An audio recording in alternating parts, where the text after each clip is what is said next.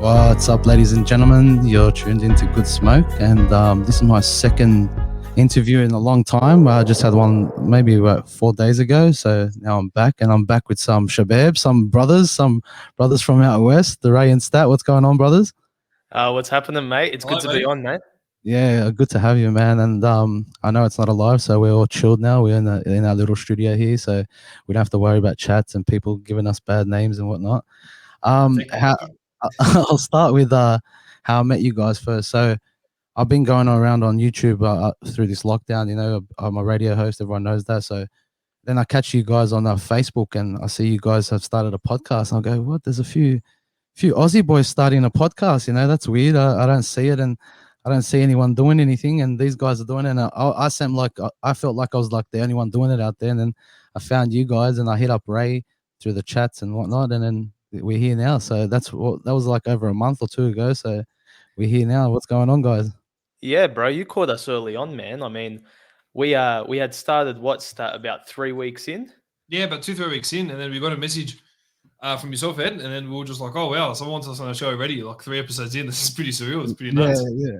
Nah, I was like, I saw it. I was like, these guys are, because you're from out west too, and like we're seeing all the hip hop artists and all that coming out from there, but nothing like just chilled, you know. There's all this intimidating music and coming out there, and the reputation, like, you know, comes together with it. But you guys seem like taking a different path, and there's also a twist to your podcast too. You guys come from a Christian background, and you also represent that, which I really appreciate as well, because I come from a Christian background as well. But just you guys even being in Australia to even have faith and keeping it in that type of society. But let's go back. Let's introduce yourselves. Ray, like, how old are you? Where you come from, and how do you even get into the faith? Mate, like you said, I'm Ray. I'm 24 now. Became a Christian when I was 7 years old. Grew up Catholic. Became a Christian when I was 7. We started going to the church we attend now, and mate, Stat and I decided to jump on the podcasting system and YouTube channel because we basically just saw, like you said, there was sort of like a gap out there. There was so much coming out. There was so much different stuff out there that we're just sort of like, we're not big fans of it. You know, being Christians, we like to see good quality content. We like to see clean content. And we just said, you know what, if no one's providing it, let's do it ourselves. Let's try something different. And here we are. Yeah, man, I think that's a good idea as well, especially now. Like, I think you came at a really, really good time when you launched it, because a lot of people at home now looking for things like the things that you do and chat about things and try to entertain them through this time. So I've been watching your channel. I see what's happening, and I see the tabbouleh and the salt and vinegar mix happening. And mate, somebody doesn't like tabbouleh. Like, what the hell is that? Who doesn't like tabbouleh, man? Come on. Dream combo, mate. They call it the dream combo. Yeah, but Ray doesn't like tabbouleh. He likes fattoush more. I was like, what? I'm a fattoush man myself, brother. What's going on with this guy? Right. Anyway, we'll send some press to him during the podcast. We'll talk about it later. For sure. Stat, what about you? Where are you from? How old are you? And how did you get into the faith? Yeah, man, my name's Stat. I'm 26 years old. I grew up in the church that I go to now. I go to the same church as Ray, Faith Baptist Church in Regent's Park. Grew up there my whole life. Been attending there with my family and a lot of my mates my whole life. Got saved at the age of 8 or 9 years old, the year that Dogs won the grand final. So it was kind of meant to be. Yeah, and I've just grown up in church, grown up in the faith, and then made a decision to commit my life to God at the age of 16, 17, and just continue to live out a life serving God and just staying in church and in ministry and serving God where I can in ministry. So did that at the age of 17, gone through a few ups and downs, but 26 now, still in the faith, thank God, bro, and I'm just doing my part for God and my church. 8 years old, man. That's a big choice to make at that age, man. But yeah, it's probably one of the best choices you've probably made, eh? Yeah, 100%, bro. It's a choice I don't regret, and it's not something I ever regret, bro. So you just knew. I just knew at the time, I was 8 years old, still very young. I just knew that I needed to accept Christ as my savior. And then at the age of 16, 17, once I went to school and started noticing a few things in regards to what's out there in the world, I just decided to kind of steer away from it and just stay with the Lord and decided to just serve Him in every aspect I could. So yeah, no, for sure. I think especially the areas that you come from, it's a lot of temptation out there, a lot of influences that are happening out there. And I'm not saying it's nowhere else, but I know that when people come from the same background that look the same and that think the same, it start to have an influence on you and tempt you to go in the wrong path. But Yeah, absolutely. it's good to see that you guys are actually doing that. Okay, so let's get the serious stuff out the way. So your faith. Let's talk about faith, because I think now in this time we're going through COVID, we're going through people having mental problems. You guys deal with that mental illness as well. With what was that Black Dog Institute? Is it or Yeah, so I jumped on the basically just jumped on the Black Dog Institute. They were doing mullets for mental health.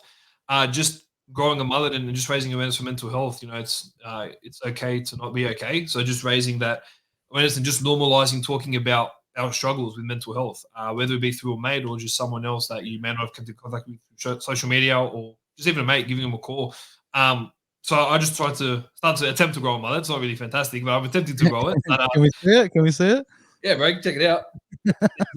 Oh, it's coming along. She's It's happening. going all right, bro. Listen, it's going okay. Like I've always mentioned on our podcast that I'm starting to lose out at the top because I've got very bad family genes. So there's always growing out the back. It's what I do. There's a bald spot in the middle of it, but we work with what we can.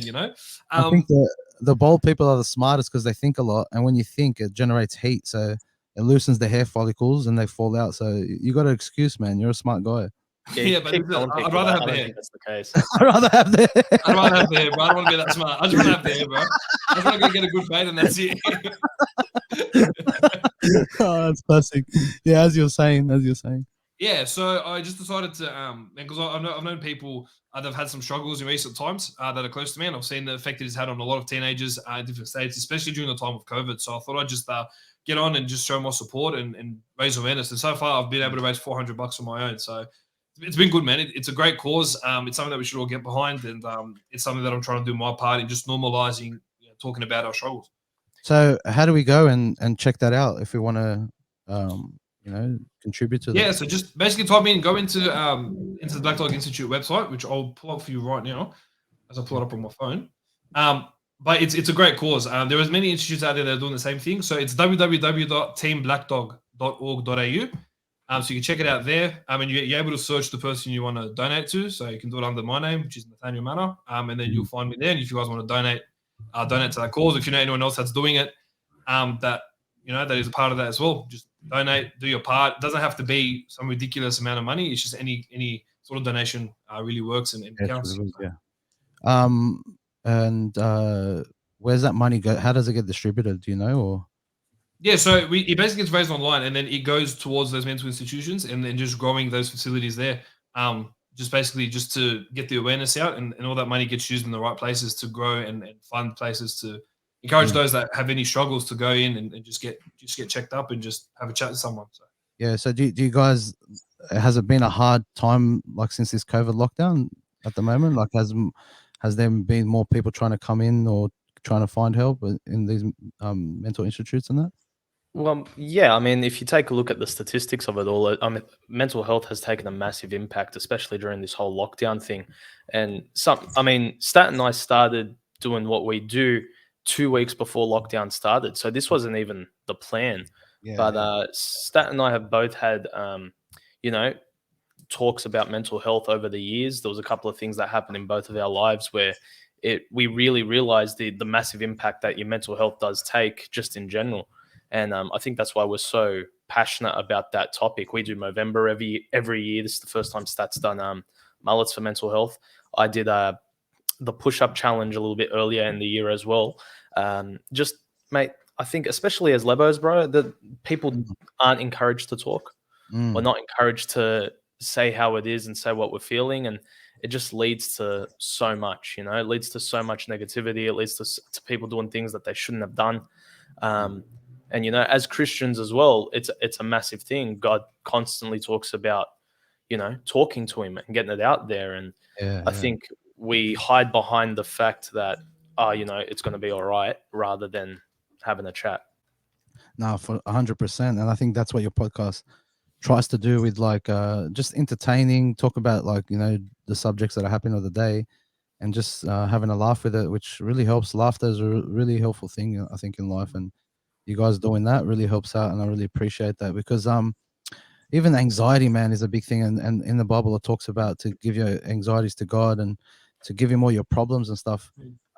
Before you had faith, living in Western Sydney, before you even embraced it, were you like rebellious kids? Was that your type of flavor? What were you like before the faith?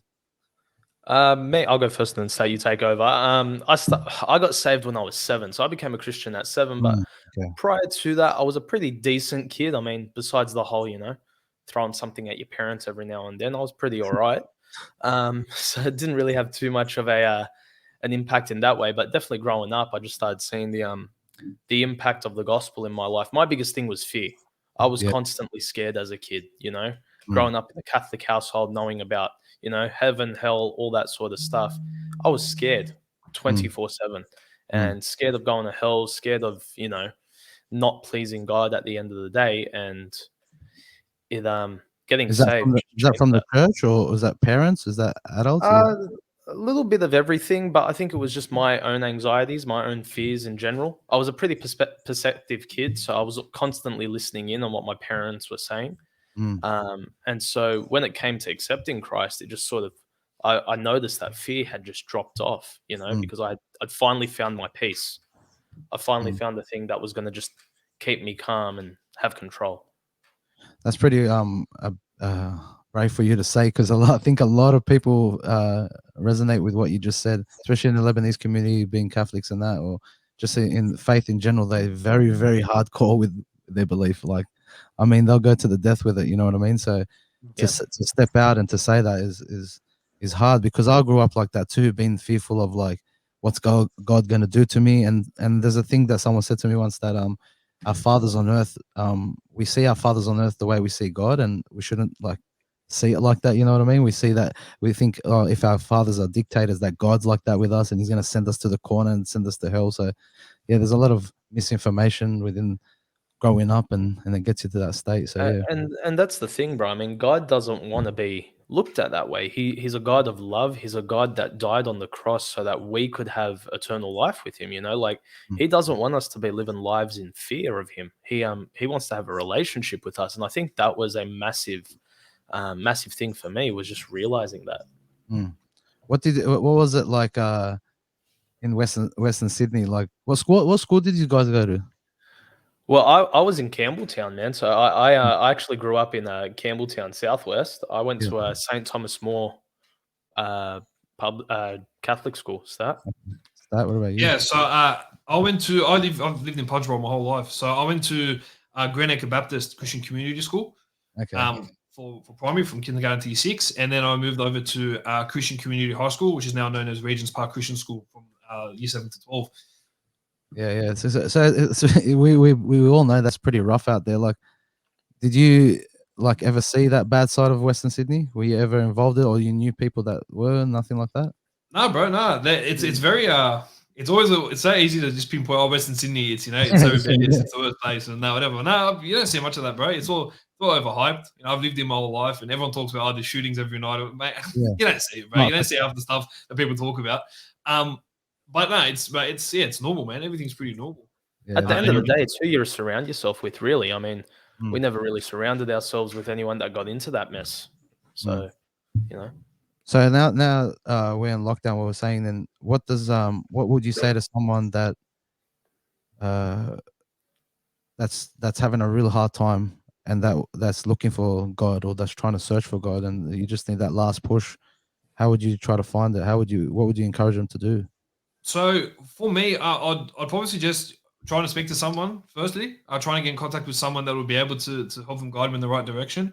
Or I'd probably get on Google and just find a local church, something that's close to them, something that what from what they can see in the Constitution teaches the Word of God and teaches from the Bible.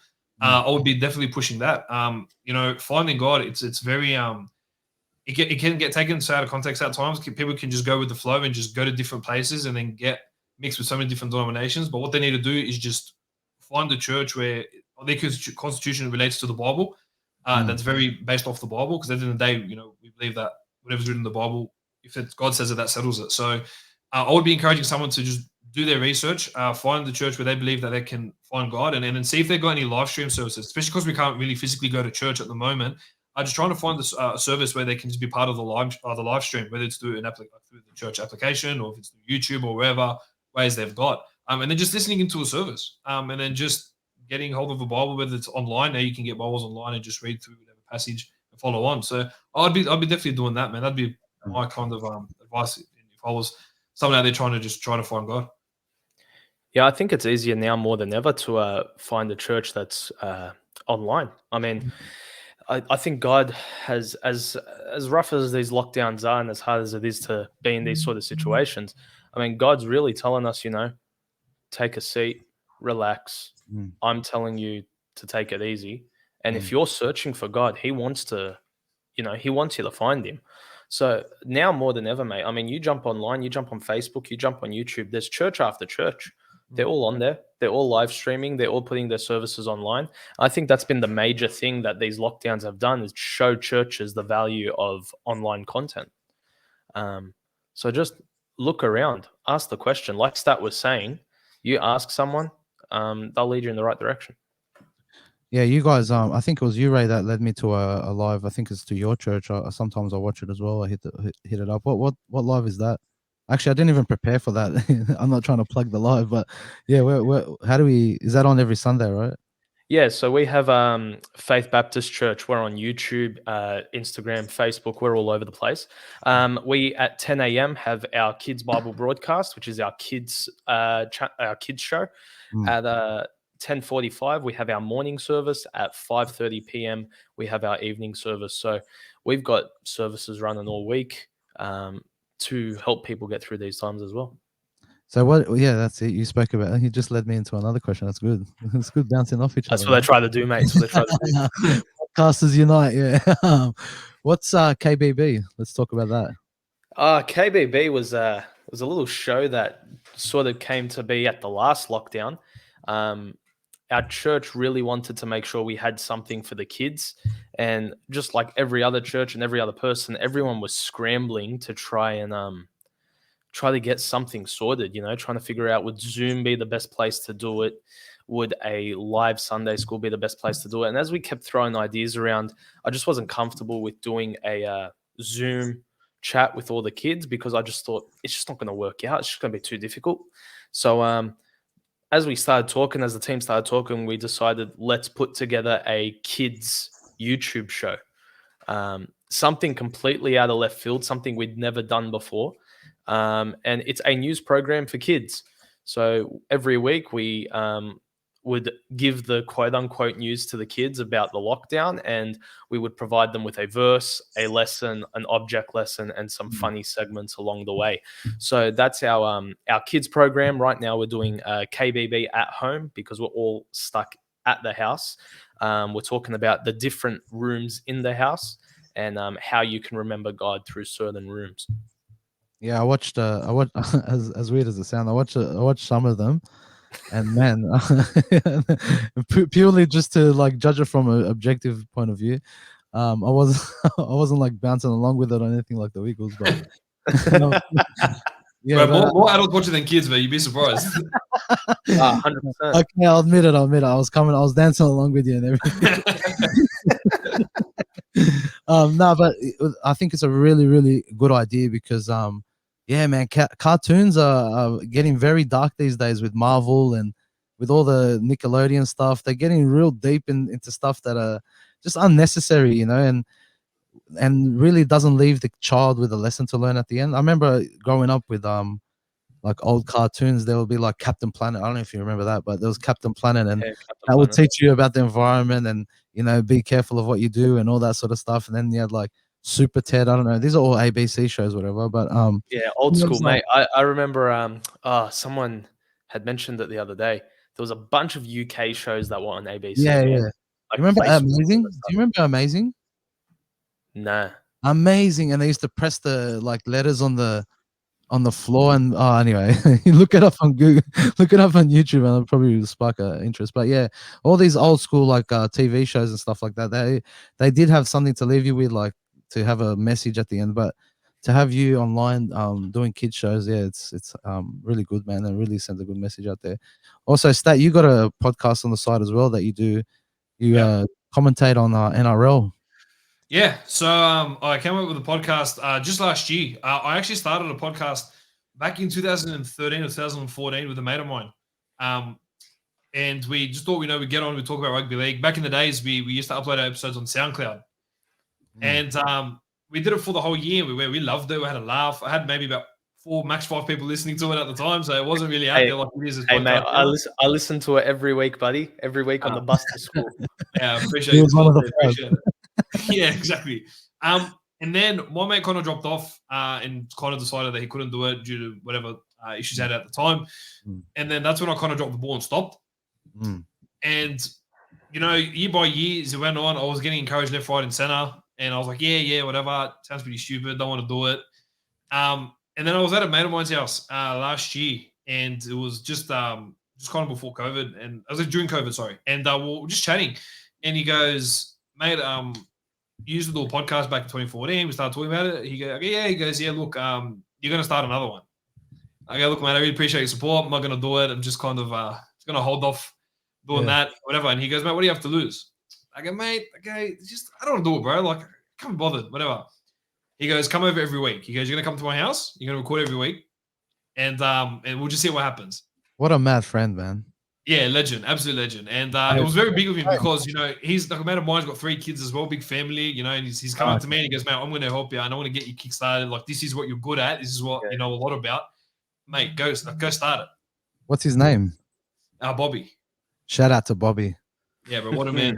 Thanks for the encouragement. That's good to have, man. They have a friend in your corner.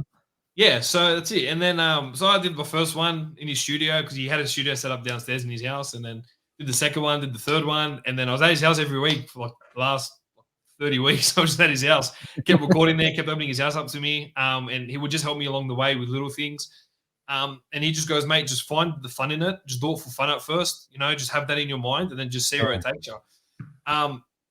Then I moved away from his studio because obviously it just felt burden on me. Like, I'm there every week and he's got his family to be with and all that. So I kind of just set up my own studio just in my room. Yeah. And I've just been going at it ever since. And I'm loving every minute of it. And the thing is as well, like my opinions on rugby league gets pretty respected to everyone that I know. Everyone will be inclined to what I say and my opinions on certain things. So that kind of helped along the way as well. So then I just kept sending it out to my mates and then just did it out, and then I thought, you know what, let me chuck it on socials and then just see where it goes. And look, it's still very small at the moment. It's not huge. It's not the most recognized podcast, but we're just doing the groundwork, man. And I'm just loving every minute of the journey so far. Yeah, man. I think that's it, man. I think, like you said, you hit the nail on the head. With having fun with it. I think when you start putting you start putting big money behind it, and you start trying to make it glamorize it like everyone else's and trying to copy.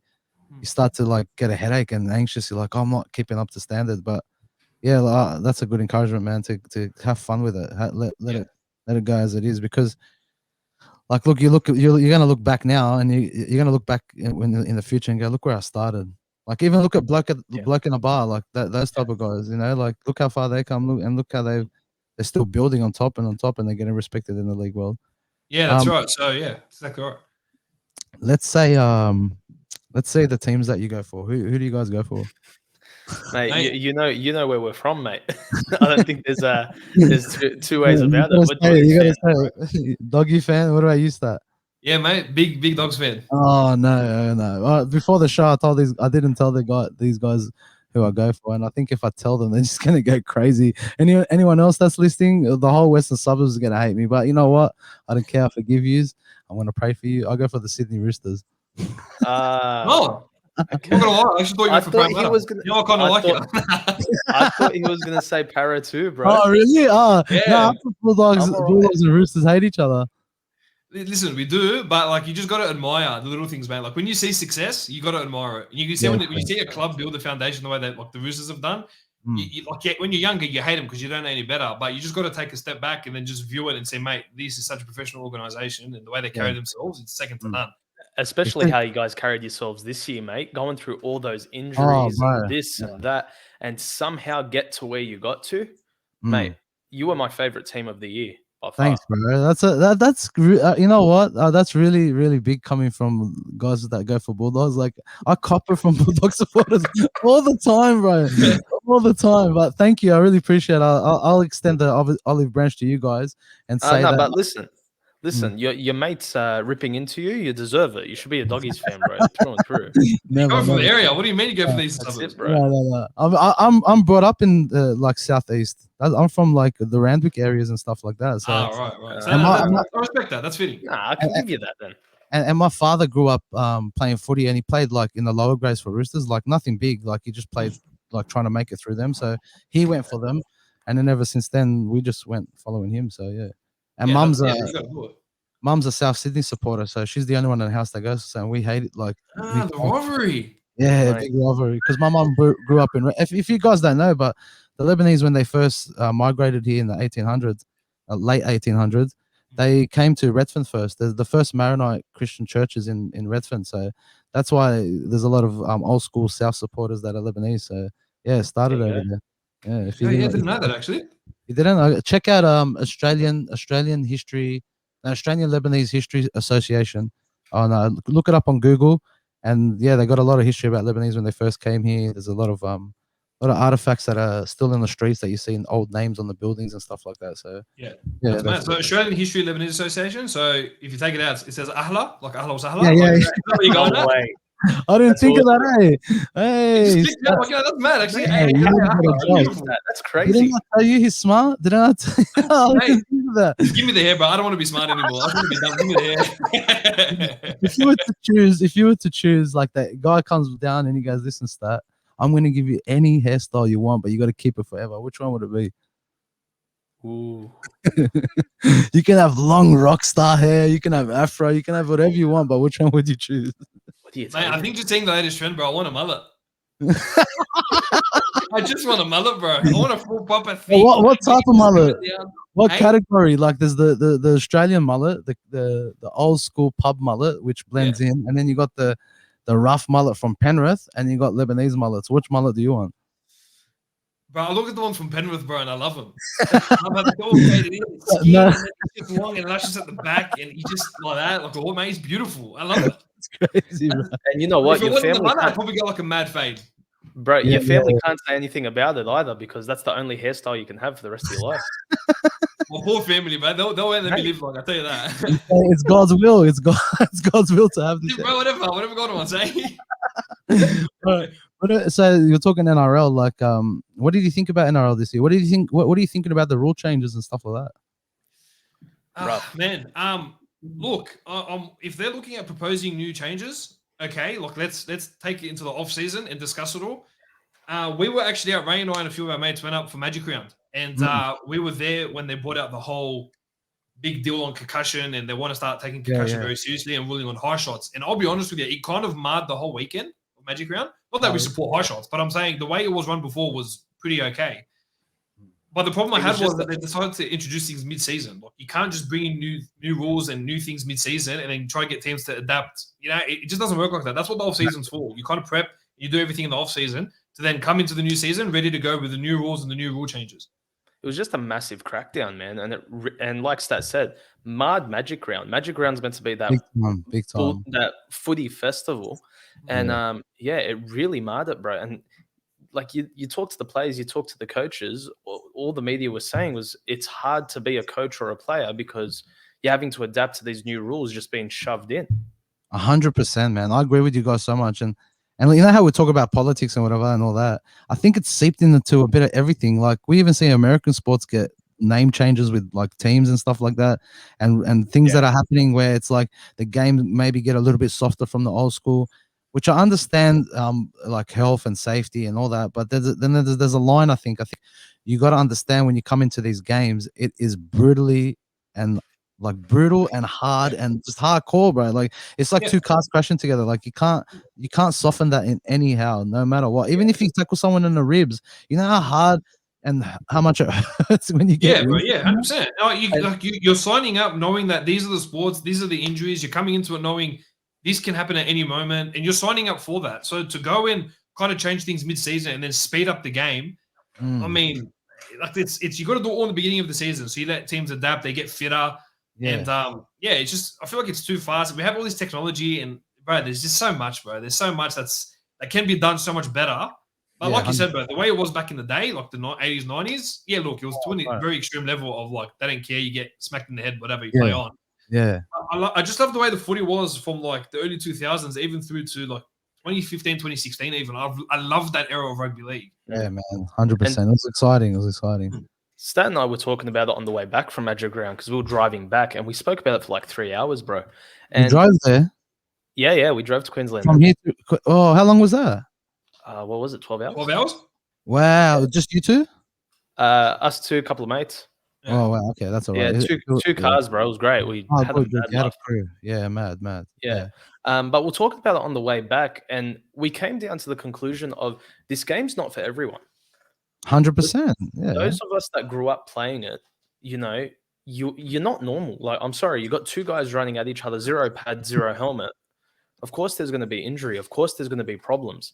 And mate, like the rule change in the style of tackle, they're making the move lower, which makes the injury prone move to the tackler rather than the receiver. Yeah, exactly. The runner's fine now, but the tackler's getting their head shoved straight next to their thigh. That's concussion city right there. Yeah. Oh, a classic example was Verrills on the weekend. Verrills got a grade, was it a grade 2? Grade 2 charge. And literally, like, I don't know what he's meant to do. I think he's supposed to have a Mario star and disappear. Like, you know what I mean? Yeah. Just like, what was that? Like, I don't understand. Like, maybe okay, he got a fine, but he didn't even like. I can't. You say intend, but how do you know when someone's intending something? And there's so many different angles to it. So, but you could see he was standing there in a static position, and the guy fell into his shoulder. So it should just be a penalty kick on, and that's it. But it ended up like that, and I think it really affected us in the next game over when we didn't have Verrills. Yeah, and then you look at you look at the calls they're making, and look, I'm a big believer in the way that the judicial system is set up is garbage. Yeah, the way they're grading for certain tackles is just abhorrent, mate. It's just poor. It doesn't make sense. It's not consistent. Yeah, and you look at something like, for example, so that hit, you know, that Verrills put on Brian Kelly, that one you were talking about earlier, 80. Yeah. A couple of weeks back, if you look to the incident with Latrell Mitchell and Joey Manu. Yeah. You know, absolute blatant shoulder to the head. There was no wrapping of the arm. He kicked him straight in the head, broke his collarbone. And Ashley Klein looks at him and goes, "Mate, yeah, you're on report." I mean, you kind of sit back and you think to yourself, "What a laugh! Like, you're on report for that? Or do you have to kill the guy to be sent off?" You know what I mean? What more did you want him to do? Yeah, no, but what does it? Okay, like we need to tell the NRL, like, what does it take? Like, show us an example of what needs to be done for someone to be sent off for the whole game. Like, what would you think is an example that needs to be sent off? Would you think that would be Latrell Mitchell? Yeah, 100%. 100%. Like, I mean, the whole game. They've come up with these new rules, and they're all about, you know, we've got to protect the head and protect, you know, the face or whatever. Mate, it was a shoulder straight to the head. Like, there's no mucking around about it. He broke his cheekbone. Yeah. Broke his cheekbone for crying out loud. He's got metal plates. Yeah, he's got metal plates now in his head. Yeah, exactly. And so you look at that and you think, oh, that's a blatant, you know, that's a blatant send off. And then, but you look at some that, for example, if they come over the top and then they just kind of wrap him and hit him about here. Yeah. And it's a big swinging arm, that kind of looks that goes for 10. But look, I think they just need to get rid of the whole judicial system and start again, because the guy that initially came up with it, honestly, imbecile. Like, I don't understand the gradings and how many points occur for each one. It's a joke. Yeah, it's a joke. So, like, some players you get, they'll cop like a not as bad of a hit of a high tackle. They'll get 2-3 weeks. Yeah. And then you look at guys that do hard, like something like that, then you do something massive and they get like 4 or 5 weeks. And you think, what's the difference between these 2 weeks and then the 4 or 5? Like, it's just so inconsistent. It wrecks the league. It wrecks the league. It wrecks the league 100%. It makes people like you could have like a really good team, but if you don't have the good players in the team because they're on the bench all the time because they're sent off or something, then that team doesn't have a chance. Like, Roosters just scraped in, and we had so many players from injuries. Like that Magic Round you're talking about, we copped it a real hard, the Roosters, from Radley. And Radley did some bad things, but we copped it hard, you know? And I think that really deterred us for the whole season. He's who I felt sorry for all year, mate. Radley's gotten stuffed all season. Yeah, bro. Yeah. But that guy is like, as you said, we like old school footballers. I think he's a guy from the past. He's got an old soul. The way he tackles, the way he grabs someone and just dumps them on the floor. You know, that's the problem. You can't have enforcers in the game anymore. That's the issue. The enforcers are no longer. They can't do anything anymore because they're getting sent off. It's touch footy, hey. Yeah, pretty much. I mean, you would walk into a game and think, man, I would hate to verse this guy because he's an absolute animal. But they removed that, because everyone has to tackle the exact same way. You can't do any scary shots. Like Stat said, no one wants a high shot. No one wants a high shot at all. But if you're removing the toughness from the game for the sake of safety, you got to start weighing it up. You have to, because you've signed up to play the game at the end of the day. There's a difference between a Verrills tackle and a Hargraves tackle from back in the day when he used to just run at the line and swing his arm like an idiot, because that guy gave us a lot of trouble. But that guy's a legend in the game. That guy is awesome. But yeah, I used to get frustrated. I'm like, why are you swinging your arm? But that guy's full of passion, and you need that in the team. And as he grew up, he learned to tame that and use it in a good way. So I think that's a good thing. And I think Radley now would use the high tackle techniques now, that because he's copped a few suspensions this year already. You'd find that he will now take the off season to kind of work on those, change those techniques. Yeah. You want to implement something like that, like I said earlier, you have to bring it into the off season. You need time. You have to get all 16 coaches in the same room and say, we want to implement this, yes or no, why? Let's sit down together. You can't just go round 10. Hey, by the way, we're going to change some things up, make the game faster, and if any sort of high shot, you're gone. Yeah. And it's not just that. They've done it with plenty of rules throughout the season. That's the part that's been annoying. It's just like every 4 or 5 weeks, there's a new rule coming in, and teams are having to learn how to deal with it. Yeah. No, you're right. What do you think about this? In the NBA, right? When there's like a certain foul, they need to check it on the video, and then all the refs go to the side. Yeah. And they go check that, like, the screen, and they see if they got the shot off in time or whatever. I'm not saying we have a little TV on the side, but how about like the ref use the TV and he makes the call from the TV instead of the bunker making the call? This is what I think should happen. So the way that rugby league used to be, they had 4 very simple decisions. It was either try, no try, benefit of the doubt, or ref's call. That's all it needs. That's all it needs. And they've talked about speeding up the game, moving it to the side and having the TV there and kind of going down the bunker route. I can understand that with all the technology we have, they have the ability to do that. But I find that with more technology we have, the more common mistakes are made. 100%. Back in the day when you look at some of the calls, like I remember back in the day when I was younger and growing up and watching, try would be benefit of the doubt. Like, man, I don't think it was. Oh, but it is what it is. We move on. Everyone moves on. Benefit of the doubt. Exactly. You can't argue benefit of the doubt. Yeah. That's what was so great about that call was, listen, it is what it is. We're going to give it. Like, you know what I mean? It took it back to park footy at that rate. Yeah, and then ref's call. Ref's call was the best one because the ref will make a decision. None of this, we think it's a try, go up here. They've got it in their mind. If the video ref said ref's call, the ref goes, all right, he's either held up or it's no try because of this, and move on. That's what the captains move on. But like I said, and because of these rule changes, it's affecting the refs. I mean, the refs can't keep up anymore. They hesitate. There are so many rules. Yeah, they hesitate because they're thinking, what did I do wrong here? What did I do? And then just blow the whistle out of anxiety. And then they got the NRL have pressured them. Yeah, the NRL pressured them to say, all right, we need to focus on this week, and this for the next 3 months. This is our focus. Other things will happen. Like you've seen, I don't know if you've seen it this year, bro, but how sloppy has the play the ball been? 100%. 100. Because they don't focus on it. Because they're all about high tackles and speeding the game and calling 6 against, mate. Yeah. Rugby league is. Take it back to as simple as possible. Make it very simple. Exactly. We don't need these massive camera angles and all this like harakat and all this silly crap. To kind of, you know what I mean? Yeah, 100%, bro. Listen, the one thing I have liked that they have brought in is the captain's challenge. I think that was long overdue. I think that was very smart. Well done looking at the NFL and seeing how they did it there. Because, mate, captain's challenge, you didn't like a call, let's review it. You get it wrong, okay, you can't challenge for the rest of the game. I think that's brilliant. Yeah. Yeah, it adds some and it adds some dimension to the game. Like it could be a pivotal point. You make the captain's challenge, it could change the game. So it gives the captain some power as well. Yeah. It makes him feel like he can do something. Yeah, no, 100%. Yeah, like even with what's his name, Ferguson, when he got tackled on the weekend, and then he got up like resurrected from the dead. But like, did you see they called that a crusher? That was a crusher tackle, I think. Yeah. The problem there is because the refs just see that there's the guy on the ground, he's hurting his neck. We have to call a penalty because he's hurting, his neck's hurt. They don't think let's take it up, let's see what's going on, let's review the injury. Because 80% of those calls are garbage. Like the refs already blow the penalties, and you can't get to challenge the ref on the penalty. Yeah, exactly. And then Ferguson gets up and then wants to start beefing, mate. Like, have we become soccer? Like, do you know what I mean? Like, we're all about toughness and being we're the best sport in the world in terms of being toughness. You know, America and NFL, their players watch our sport and freak out and think, how they do this without pads is ridiculous. Yeah, exactly. And you see stuff like that, you're like, bro, really? This is what we're trying to bring to our sport? Just fake it for a penalty? Like, that's pretty crap.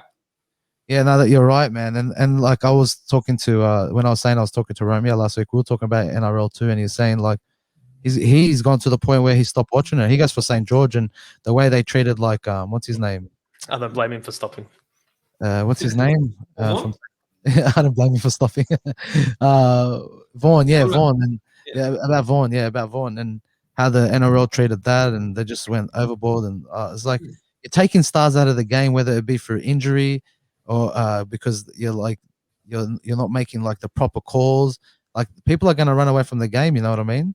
And then you got this other thing on top of it. I don't know how it's going to turn out with this only 100% vaccinated people can come in the stadium. I don't know how that's going to affect it. It's like what's going on? You know, they're politicizing the game, and it's like, how do you keep watching a game that you grew up with? That's not the same game that you grew up with. How do you keep watching it? You know?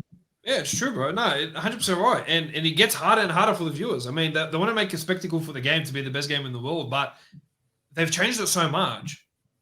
And they've done so many things to it where it gets to a point where, like, really, this is what it's become? Back in the day, it was like this. But listen, betting has a massive influence. As you said, the game is so political, bro. It's so political. And that's every game. Unfortunately, that's just the way it's going, and you can't steer away from it. Yeah, I think you're right, Ray. Yeah, you're right. Yeah, that's every game. And we caught up. I think we caught up. I think because the world, like soccer, if we go back to the past, that's been like there's been a lot of people that's like mafias involved in that around the world. You know, people jipping the betting and all that sort of stuff. So I think now it's just blatant. They don't care. It's just out in the open. We do what we want. We're going to try to make as much money as we can out of sponsorship. And, you know, we're going to get the best game and product. Doesn't matter if it looks like the old school. We want to make a new game. So, yeah, it's getting politicized, I think. Yeah.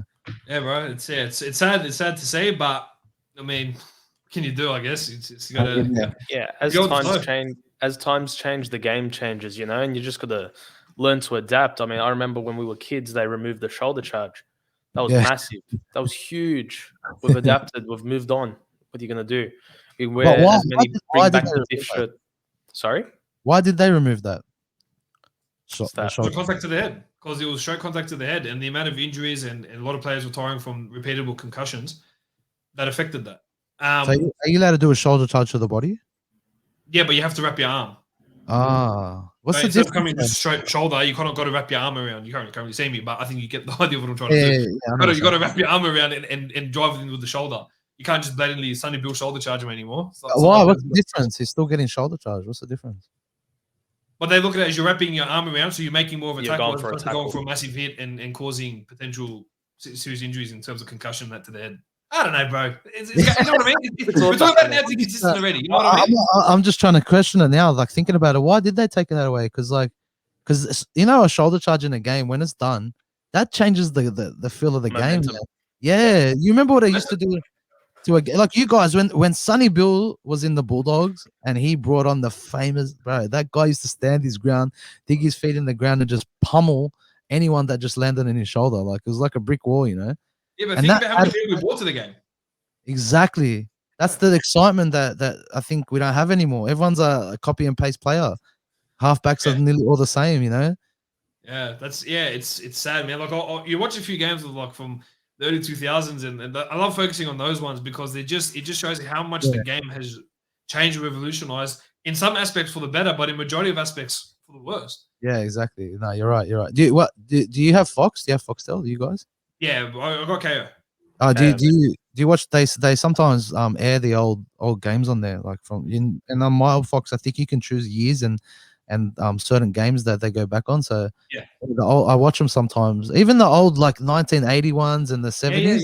It's like really exciting. The crowd was always yelling, like it was always a constant yelling or vibration in the crowd. There was just excitement all the time. So yeah, but you've also got to go.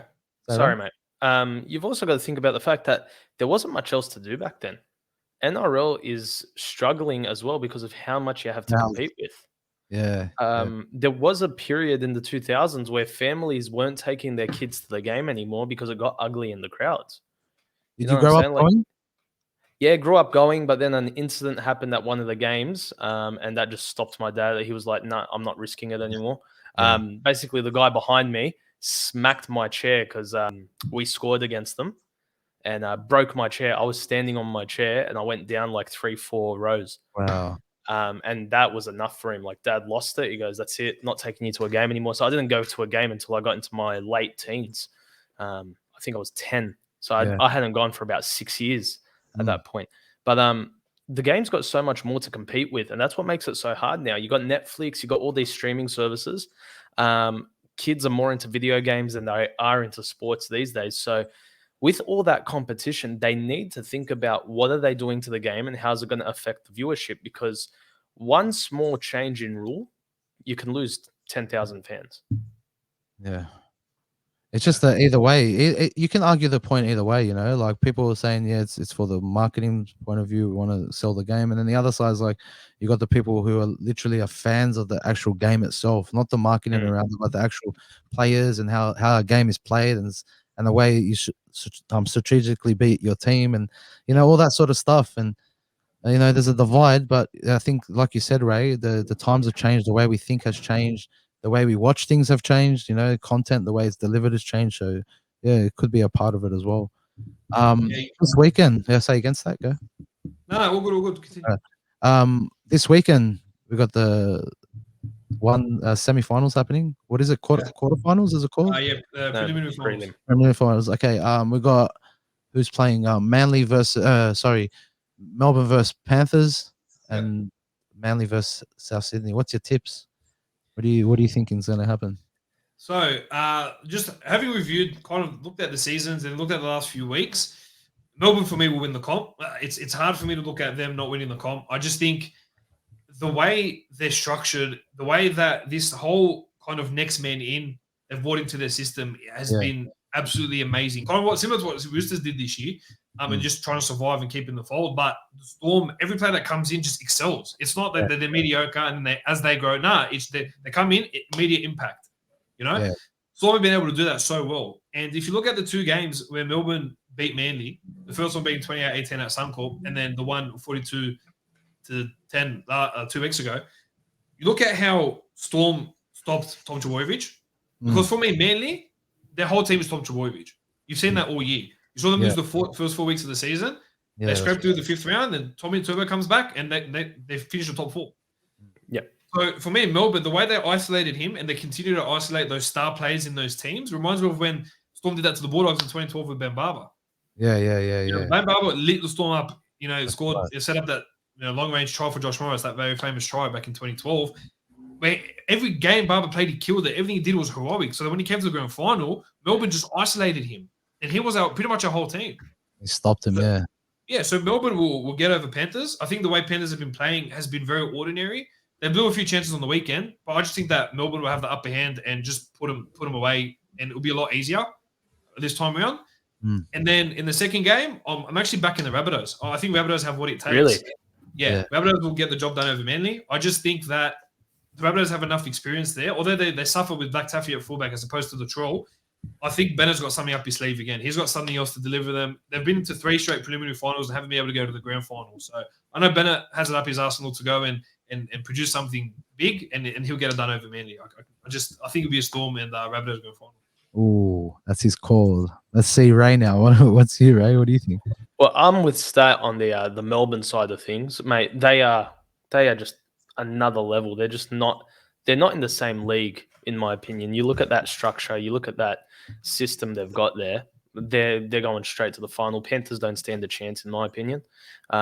They play a lot of backyard footy, so I think that is the big difference in that game. You've got structured footy, backyard footy. Structured footy is going to take it. But I think Manly's going to take it over Rabbits. And I think the deciding factor there is Tom Turbo. Just like Stat said, he changes that team entirely. I think the fact that Latrell is not in the team is going to have an impact on the fullback challenge. So I think it's going to be Melbourne Manly, but Melbourne will take it at the end of the day. Ooh.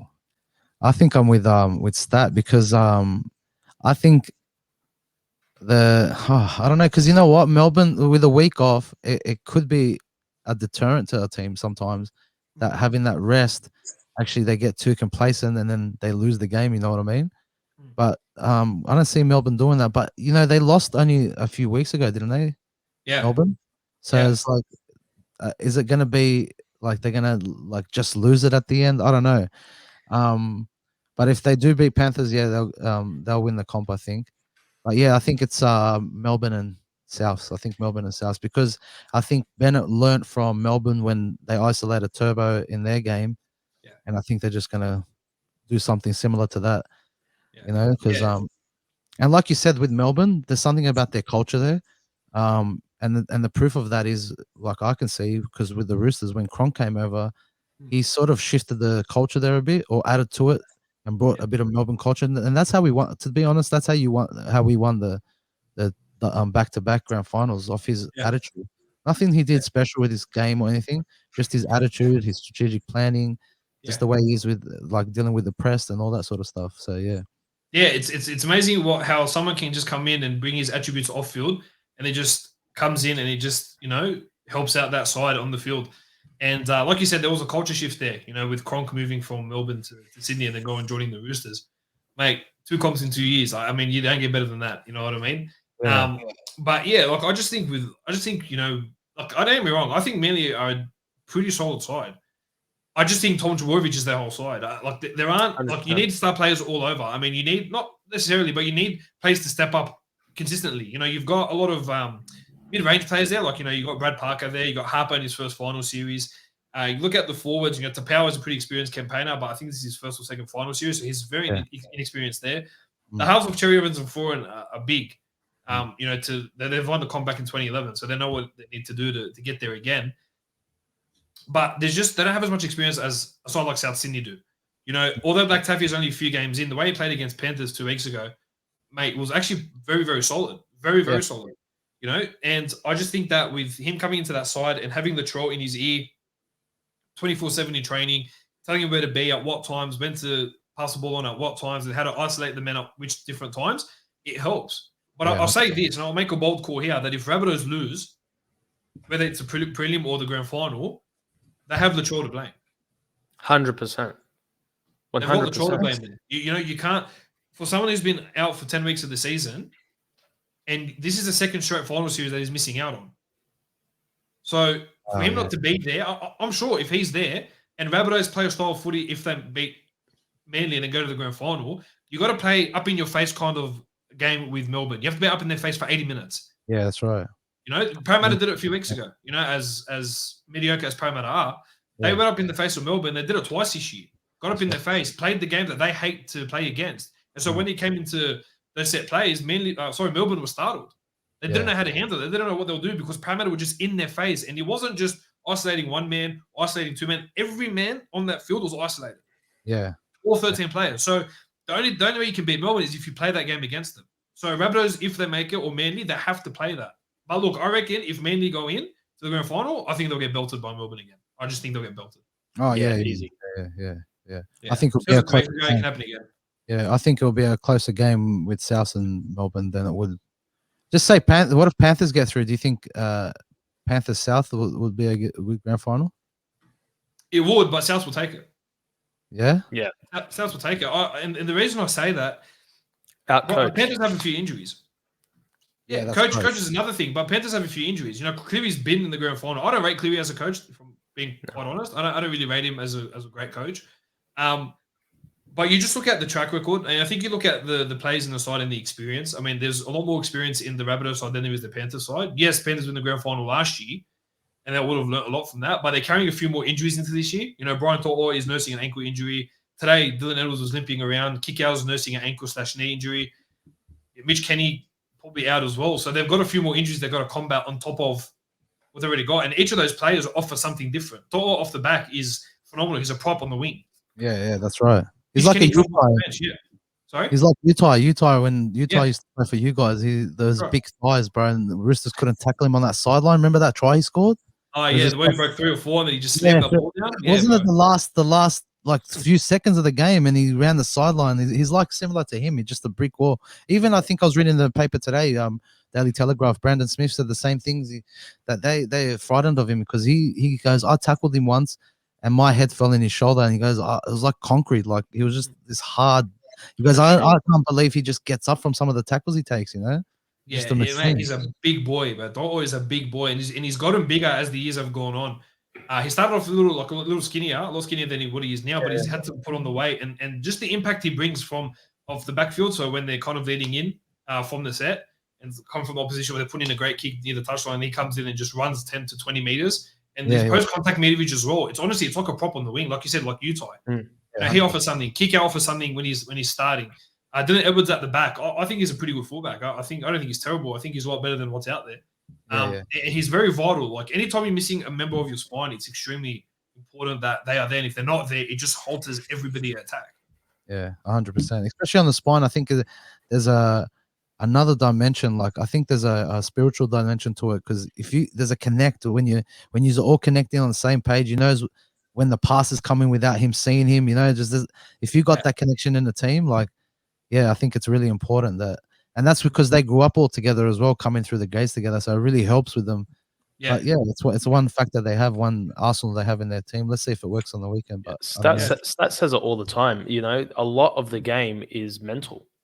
Yeah, man. You know, you got the talent, you've got all that, but a lot of the game's mental, man. It's if you trust the guy next to you, if you trust what your coach is saying to do something against your instinct. Yeah. The mental side's massive, and that's why I think Melbourne is so good, because they have that mental competitive edge over everyone else. They walk into a game knowing they're going to win. 100%. Did you guys They're there every week? Yeah. Who, Melbourne? Yeah, mentally they're prepared. Mentally, as opposed to physically, mentally, every single one of them is on the same page. 100%. You know, whether they win or whether they lose, they only suffered 2 or 3 losses this year, but they're all on the same page. It's not like some teams where they're set. Like you look at the Tigers. Or you know what? Forget the Tigers, the Knights. Yeah. In my opinion, probably the most inconsistent team in the whole competition. 100%. I've never seen a team so up and down in my whole life. Yeah, they win one, they lose one. Then they win one, and then lose 3. And then they win one again, and then they might win another one, and then they lose 2 or 3. Like, they're so inconsistent because they don't all prep for it mentally. There are some games where they prepare, and like you look at them, mate, these Knights are like, they're pretty good. Then you look at them the next week, it only takes us 1 week. And we're talking like a proper 6-7 day turnaround. Yeah. And they just slump. But with Melbourne, it's they just focus on mentally being there and mentally being prepared week in, week out. There isn't a time where they're not. And I humbly believe that if Bellamy sees something a little off one of the players, no matter who it is, he'll take them off. And like, I'm not going to get you to play today. I don't think you're there. And he'll get someone on. He'll get someone else to do a job. Yeah. No, for sure. And I think, you know, all those lessons they learn, it carries on after football too, you know. Like I see that with the Roosters as well, with Trent Robertson, the way he feeds his players information, how he makes them read books and stuff like that. You know, that stuff really carries on afterwards, and I think that's really important. I think that drives in any industry you're in, like even with podcasting and dealing with people, how you talk with them and how you like present yourself, and it has to be consistent. And that's what, like Melbourne Storms are the same thing, man. Like they show that. So even though I don't like him, you have to give respect where it's due. Yeah, that's it, bro. Yeah, you got to give the credit where it's due. And Melbourne do it all the time. They've had that culture built with them in the last 20 or so years. So man, they're flying. Did you guys ever play footy? Right? Yeah. I played footy throughout primary and a bit of high school as well. Played for the school, things like that. Yeah, you play for a club outside of school? Yeah, played for the MacArthur Saints. Oh, shout out MacArthur Saints. What about you, Steve? Yeah, I played just a year at Bankstown Sports. Yeah. Played there for a year. And then for school, I didn't play until year 12 because I sucked. I wasn't that good. Yeah. I was more like the ball boy. So every year I'd go as a ball boy and just get a day off school and just hang out with the boys. What'd you play? Then I got my gig in year 12. And so I played second row in year 12. Second row. Yeah, and then we won the comp then. So that was pretty hectic. So. What do you play, Ray? What position do you play? Mate, I couldn't play it again, but I played hooker back then. Okay. I was the number 9, but I reckon if I was to play again, I'd probably have to go out on the wing. I am bigger than I'm not big enough to take that on. I play for Coogee Wombats. I don't know if you know Coogee Wombats. Oh yeah, I've heard of them. Yeah. I play for Coogee Wombats, and they put me as forward because you know how I got picked up. I was at school in like a science class or something, and some guy like was bullying someone, and I just ran up and just tackled him on the ground. And one of the boys in the school goes, "Oh, I didn't know you can tackle." And then he goes, "Come and play." And then I was playing from there. So I played at school in the school yard and stuff. I tried to try out for the team. I made it like to the second round, but I forgot to go to the tryouts. And Yeah, just I played I played a lot of park footy, but a lot of guys in the area we grew up from all different nationalities.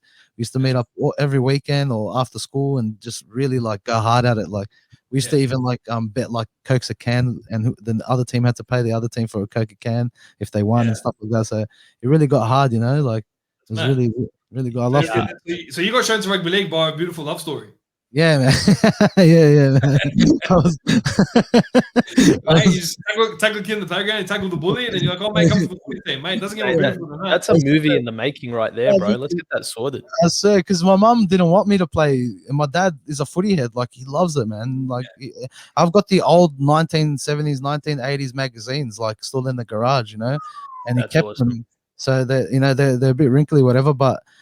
So my mom didn't want us to play because she saw how brutal it is, like being like Lebanese, coming from Lebanon. She's seen like these Zulum running up against each other. Like, what the hell's going on? What is this? She's from the north, like from There's the two Lebo mums, bro. There's two Lebo mums. There's the Lebo mum that won't let her kid anywhere near the sport.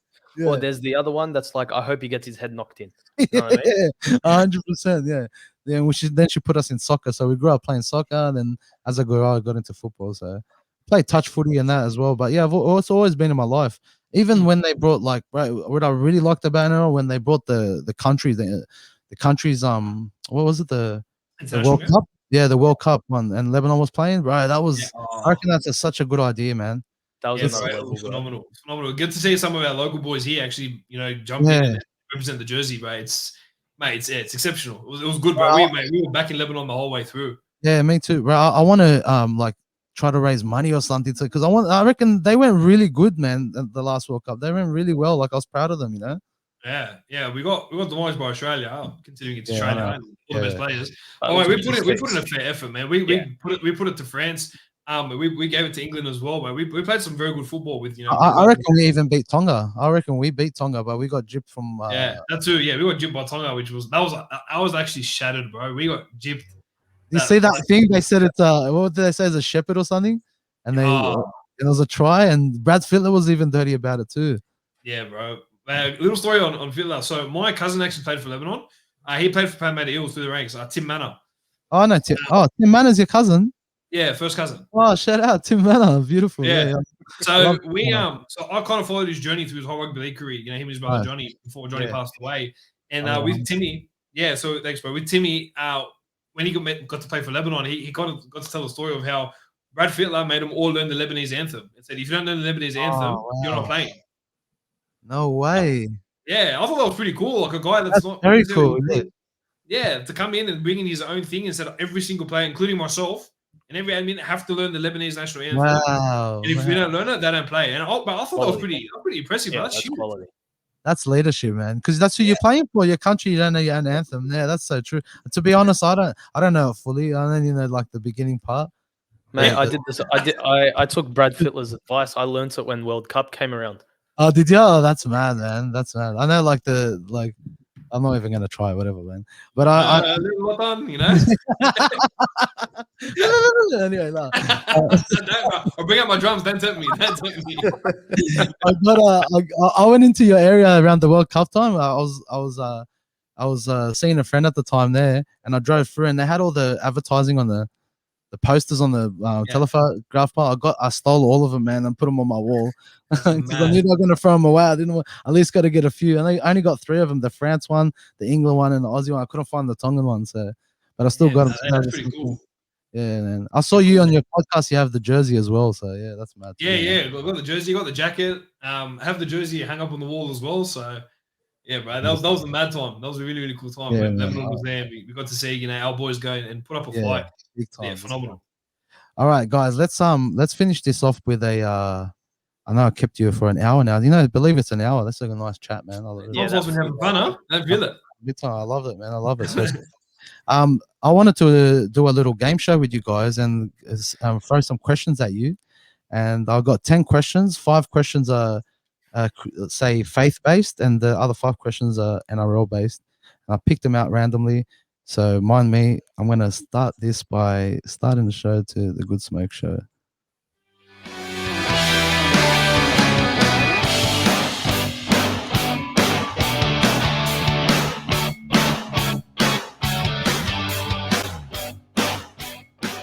This is the Good Smoke Game Quiz Show. This is my first time ever doing this, so mind me. I'm just acting like it's a nice show, but here we go. Hey, mate, I loved it.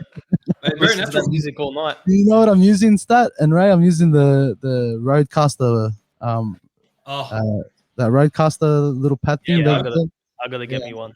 Yeah, I got man. one here, bro. Mate, I heard the music straight away. I go, oh, how beautiful. Stop the music, hey. Stop the music. All right. I'm going to make your buzzers. Your buzzers are going to be your name. So can we test your buzzers, please? That Ray. Oh, okay. Beautiful.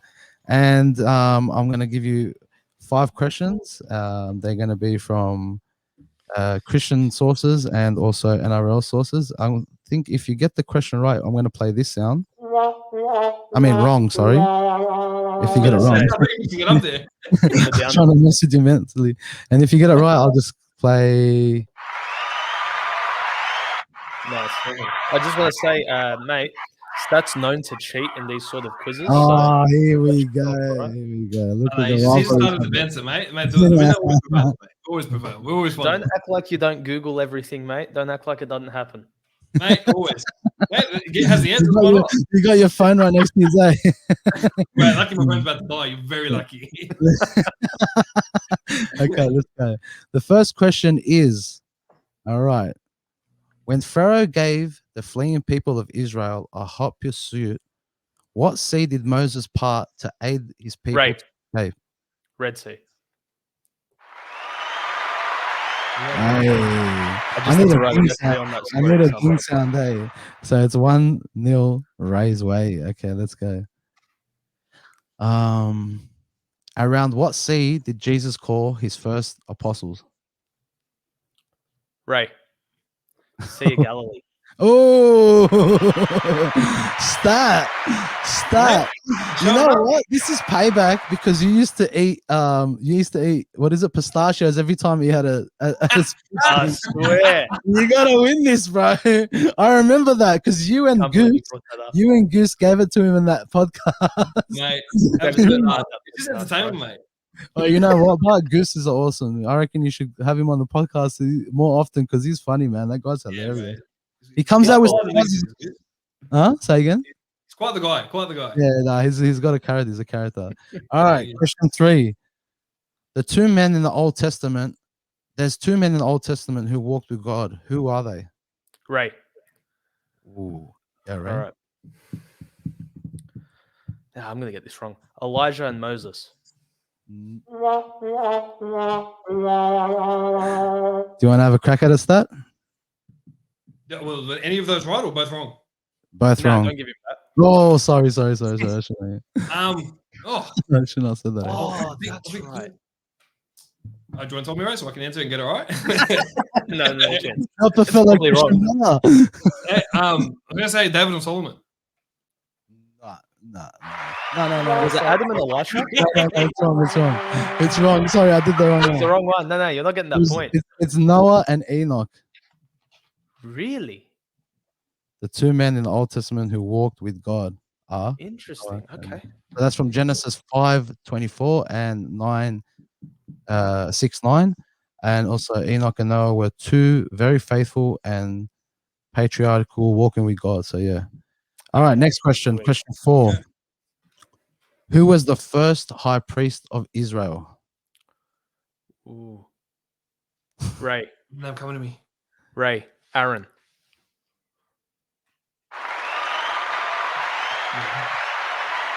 What is it? 3-0 now?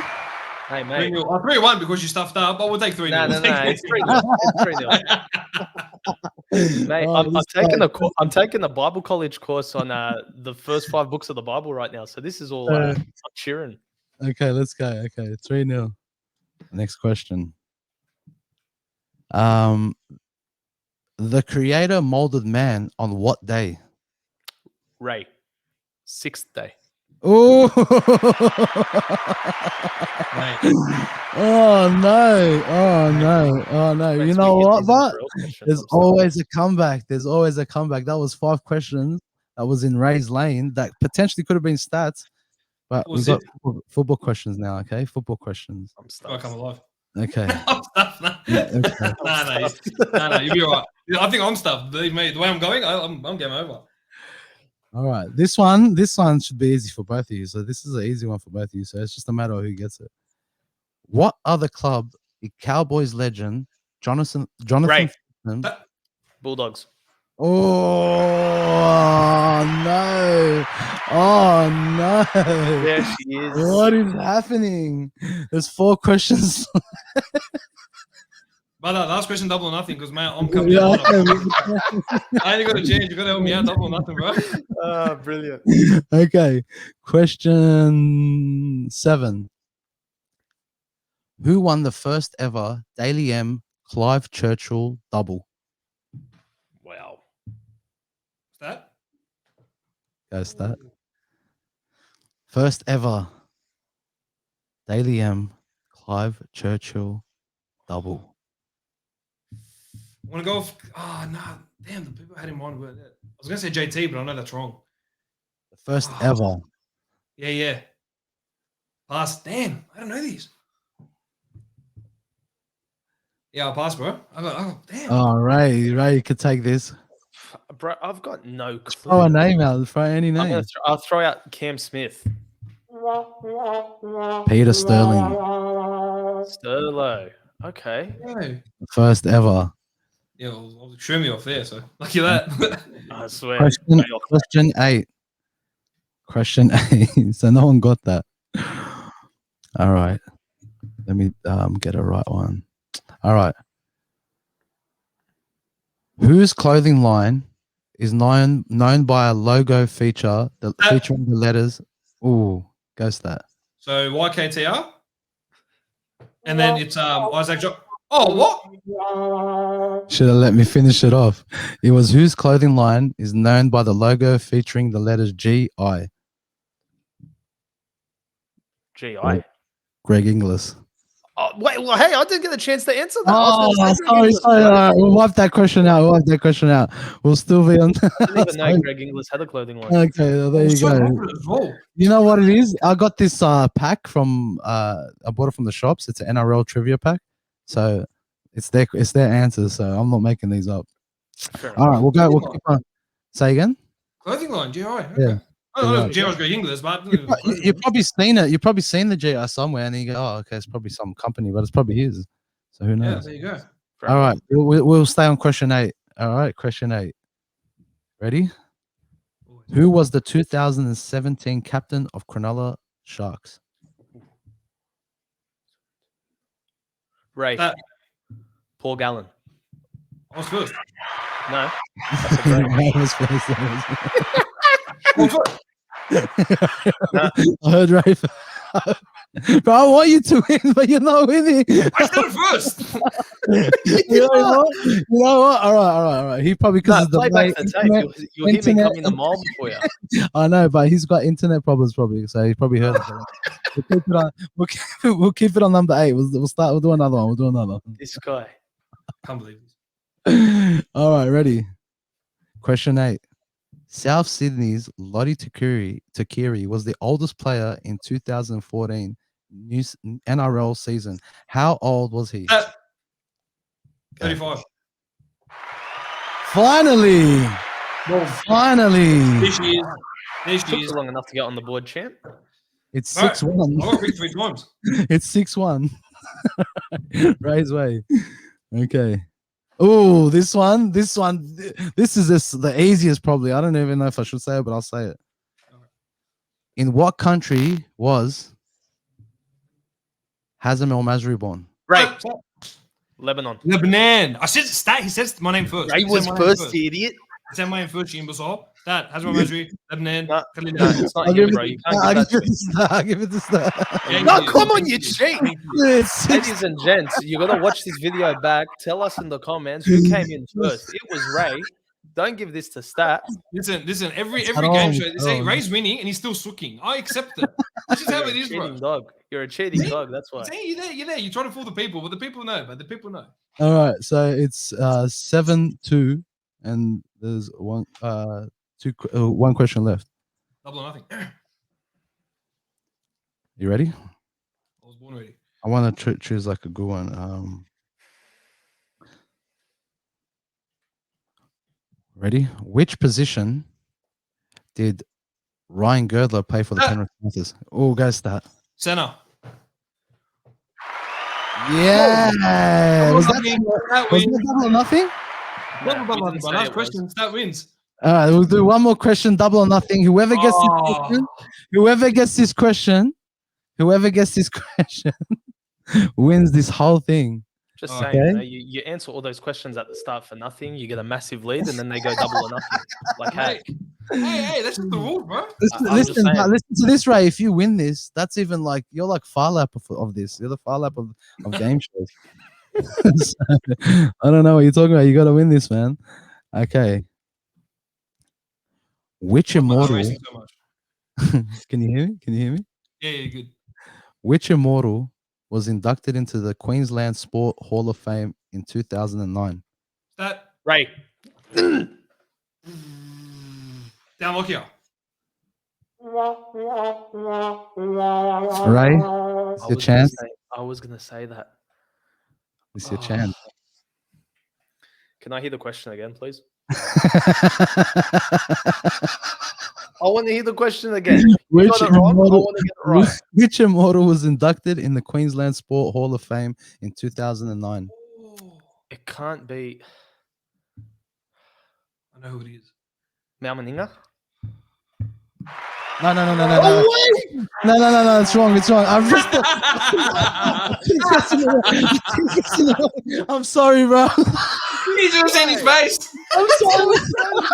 I was gonna say Wally Lewis. I'm the worst game host. I'm the worst game host show, man. I swear. I'm sorry. Who was it? That's It right. was Wally Lewis. There you go. Wally Lewis. Okay. Is that when he got lucky, bud? I know, but that's why I got so excited because I was gonna say Wally Lewis, but I went with Malmaninga instead. All right, ready? Which milestone anniversary did the Sydney Roosters celebrate in 2007? Ray. Okay, Ray. No, that's not the answer. Stats. Yeah. Was it Inception? No. It was the 100th season. That's what I said, didn't I? But is that? Would you say that's the answer? Would you give that would you pass that? Well, Inception was 100 years. Then no, centenary. Yeah, centenary. Well, the answer is 100th season. Yeah, so Inception. So Inception of the league. No, Inception is when you start. Centenary. Yeah, but it's been 100 years since. Oh, it's another mix-up. Oh, that's why I was iffy when you answered it because I think you were right. But let's just. This is dragging out. This is. At this rate, we're going to go all night just because Stat and I can't agree on an answer. He's racing faster than ever. All right, let's go. Get the W. Far out. I just want to choose like a good one. I don't want club footy. All right. How many final series wins does a 7th or 8th ranked club need to win to reach the NRL? Go start. And that's how it's done. Double or nothing. On the winner. We get it done at the end of the day. You're a cheat. That's about it. Not much to say. Hey, listen, we're all winners because we are all saved by Jesus Christ. That is the same thing that every single parent says when their two kids are arguing. We all won in Jesus. Listen, you might be right. We are saved by the blood of Christ, but in this game, I'm the winner and he's the loser. So I'll take that. Oh man, we're all winners here, man. I really appreciate you guys for coming on the show.